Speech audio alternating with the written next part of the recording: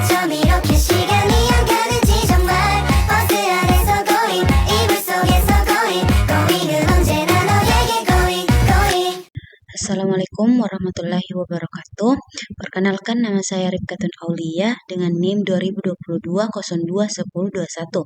Di sini saya akan menjelaskan tentang pengenalan sistem terdistribusi RPC, Thread Client Server Agent, sistem operasi, dan komponen file service interface.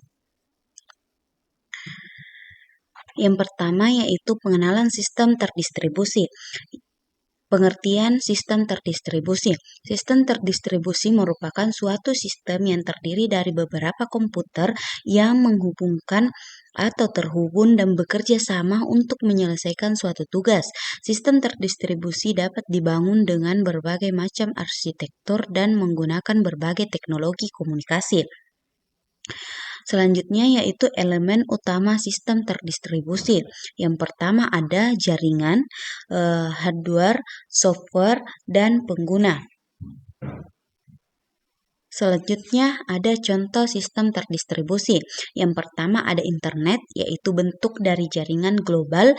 Intranet, yaitu bagian kecil dari internet dengan kebijakan keamanan oleh pihak tertentu. Yang ketiga ada mobile computing, yaitu proses komputasi dilakukan di manapun, yaitu mobile computing.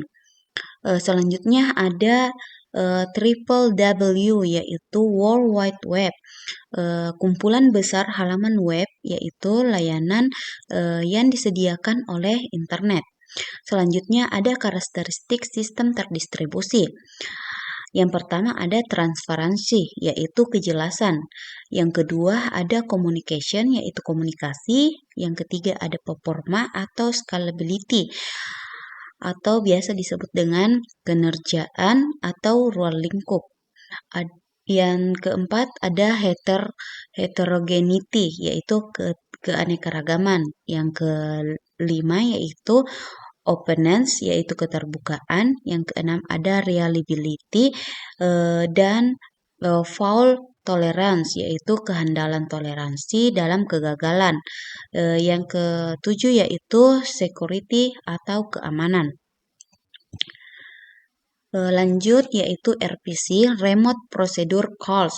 Pengertian RPC yaitu Remote Procedure Call atau RPC adalah suatu protokol yang menyediakan suatu mekanisme komunikasi antar proses yang mengizinkan suatu program untuk berjalan pada suatu komputer tanpa terasa ada eksekusi kode pada sistem yang jauh atau remote system. Selanjutnya ada faktor-faktor pendukung RPC. Yang pertama, spesifikasi yang unik untuk setiap prosedur call. Yang kedua, respon message yang sesuai untuk tiap message yang diminta. Yang ketiga yaitu autentifikasi klien untuk tiap layanan, dan sebaliknya protokol message RPC memiliki dua struktur yang berbeda, yaitu call message dan reply message.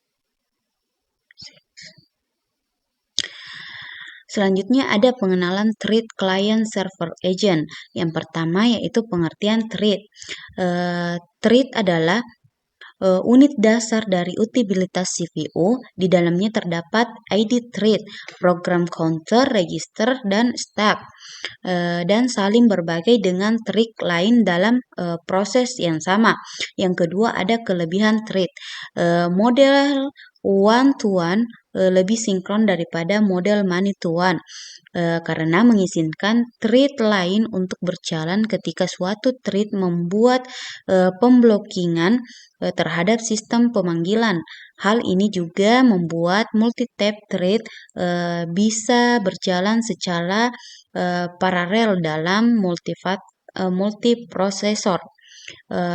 Yang selanjutnya yaitu kekurangan thread.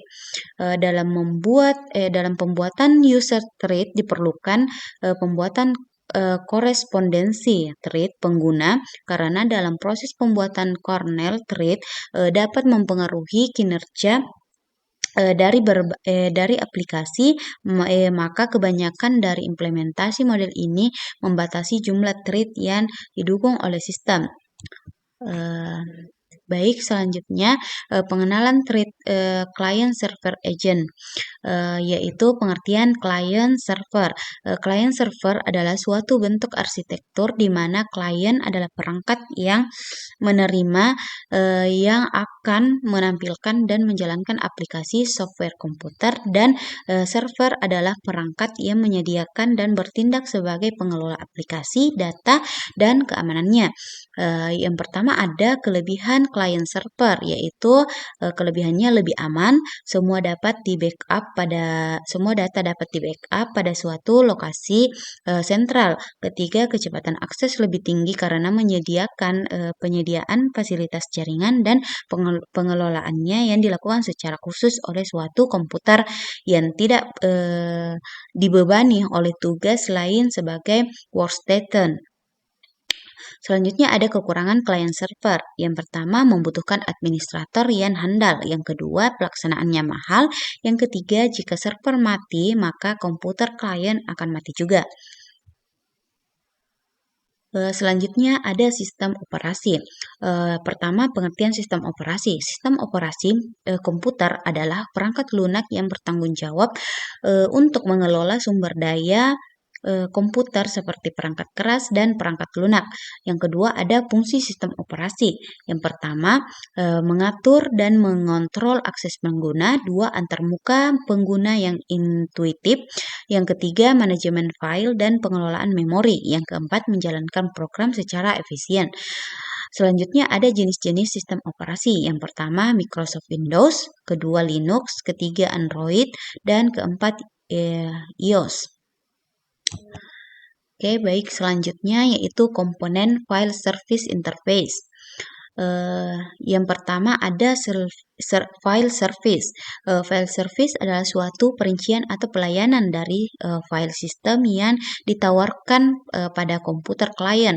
Suatu file server adalah implementasi dari file service dan berjalan pada satu atau lebih mesin.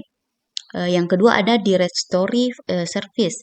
Directory service merupakan sebuah service yang digunakan untuk menghubungkan semua resource yang ada pada jaringan dan berperan semacam sebuah buku telepon raksasa.